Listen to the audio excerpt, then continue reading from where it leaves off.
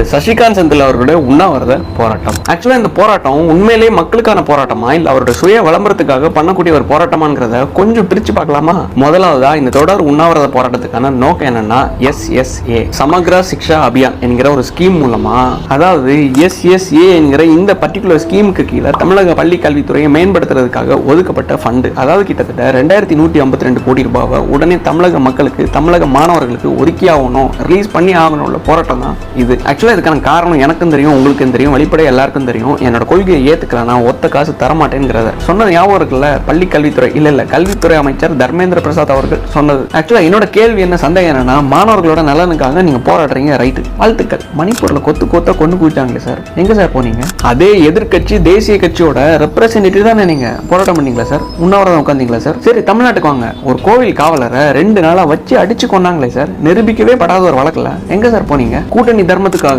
அமைதி காத்து போராட்டம் பண்ணீங்களா என்ன? சரி, சென்னைக்குள்ள வாங்க, தன்னோட வாழ்வாதாரத்துக்காக போராட்டம் பண்ண, போராட்டத்தில் ஈடுபட்ட தூய்மை பணியாளர்களை கொத்தா நைட்டோட நைட்டா தூக்கிட்டு போனாங்களே சார், என்ன சார் பண்ணீங்க? அதே கூட்டணி தர்மத்துக்காக அமைதி காத்து போராட்டம் பண்ணீங்களா என்ன? சரி, எல்லா குற்றச்சாட்டையும் விடுங்க சார். இந்த SSAங்கிற இந்த ஸ்கீம் 2018-19 காலகட்டத்தில் இன்ட்ரோடியூஸ் பண்ணி இம்ப்ளிமெண்ட் பண்ணிட்டாங்க மத்திய அரசாங்கம். ஆக்சுவலா இது 1 மாதம் 2 மாதத்துக்கு முன்னாடி வந்த திட்டம் கிடையாது. நம்ம பசங்களுக்கு ஸ்கூல் தொடங்கியும் ஜூன், ஜூலை, ஆகஸ்ட், செப்டம்பர், அதாவது இது 4வது மாதத்தோட தொடக்கம். இத்தனை மாதங்களா என்ன சார் பண்ணீங்க? இன்னொரு முக்கியமான விஷயம், இந்த SSA என்கிற திட்டம் கவர்மெண்ட் ஸ்கூல்ஸ்க்கும் கவர்மெண்ட் எய்டட் ஸ்கூல்ஸ்க்கும் மட்டும்தான், எந்த ஒரு பிரைவேட் ஸ்கூல்ஸ்க்கும் கிடையாது. அரசாங்க பள்ளிகளை நீங்க டெவலப் பண்றீங்களா இல்ல இன்டைரக்டா உங்களோட ரெப்ரசன்டேட்டிவ்ஸ், உங்களோட கூட்டணி கட்சிகளோட ரெப்ரசன்டேட்டிவ்ஸ் மூலமா பிரைவேட் ஸ்கூல்ஸை நீங்க டெவலப் பண்றீங்களா? அரசு பள்ளிகளோட அட்மிஷன்ஸ், அதாவது கலந்தாய்வு குறைஞ்சிட்டு வருதான். நீங்க அரசு பள்ளிகளை தனியார் பள்ளிகளுக்கு நிகரா ப்ரொமோட் பண்ணாதானே பிள்ளைங்க விரும்பி படிப்பாங்க, ஜாயின் பண்ணுவாங்க. நம்ம தான் 4 ஆண்டுகளா எதுவும் கலட்டாம கடைசி 6 மாதத்துல கலட்டக்கூடிய நபர்களாச்சு. ஏழை பிள்ளைங்க காலையில பசியோட வருவாங்க. இந்த 4 ஆண்டுகளா சாப்பாடு போடணும்னு தோணல இல்ல சார்? இப்போ ஓடி சாப்பாடு போடுறீங்களே சார், பிள்ளைங்க கூட உட்காருறீங்க, ஊட்டி விடுறீங்க.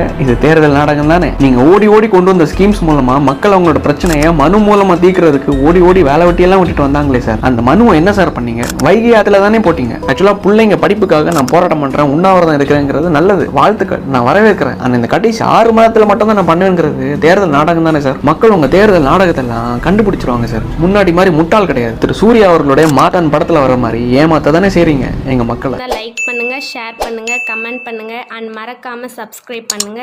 பக்கத்துல இருக்க பெல் ஐகானையும் கிளிக் பண்ணுங்க.